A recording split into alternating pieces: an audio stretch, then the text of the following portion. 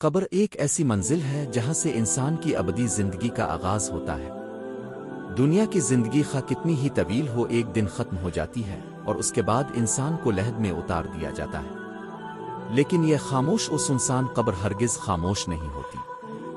در حقیقت یہ ایک نئی زندگی کی شروعات ہوتی ہے جہاں انسان کو اس کے اعمال کے مطابق جزا سزا دی جاتی ہے۔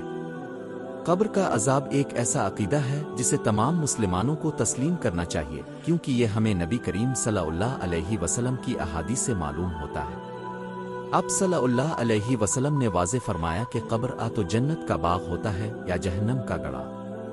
یہ وہ مقام ہے جہاں انسان کو اس کے اعمال کے مطابق راحت تکلیف دی جاتی ہے۔ نبی کریم صلی اللہ علیہ وسلم نے ایک موقع پر دو قبروں کی طرف اشارہ کرتے ہوئے فرمایا کہ ان میں دفن افراد کو عذاب دیا جا رہا ہے، ایک کو اس لیے کہ وہ پیشاب سے پرہیز نہیں کرتا تھا اور دوسرے کو اس لیے کہ وہ لوگوں کے درمیان چغلی کرتا تھا۔ یہ حدیث ہمیں یاد دلاتی ہے کہ بعض بظاہر چھوٹے گناہ بھی قبر کے شدید عذاب کا سبب بن سکتے ہیں۔ قبر میں سب سے پہلا مرحلہ سوالات کا ہوتا ہے۔ دو فرشتے جنہیں منکر نکیر کہا جاتا ہے میت سے سوال کرتے ہیں، تیرا رب کون ہے؟ تیرا دین کیا ہے؟ اور محمد صلی اللہ علیہ وسلم کے بارے میں کیا کہتا تھا؟ ایمان والے ان سوالات کے درست جواب دیں گے اور ان کی قبر وسیع، روشن اور خوشبودار ہو جائے گی۔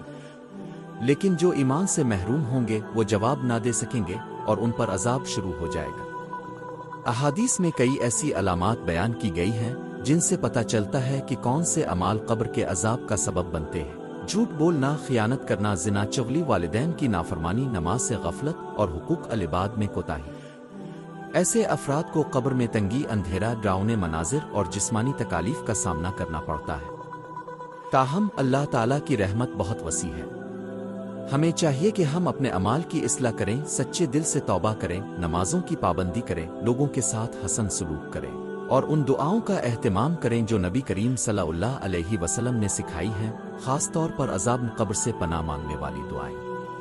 قبر کا عذاب کوئی خیالی تصور نہیں بلکہ ایک یقینی حقیقت ہے۔ عقل مند وہی ہے جو دنیا میں رہتے ہوئے اپنی قبر کو سنوارنے کی فکر کرے۔ آج عمل کا موقع ہے، کل حساب ہوگا۔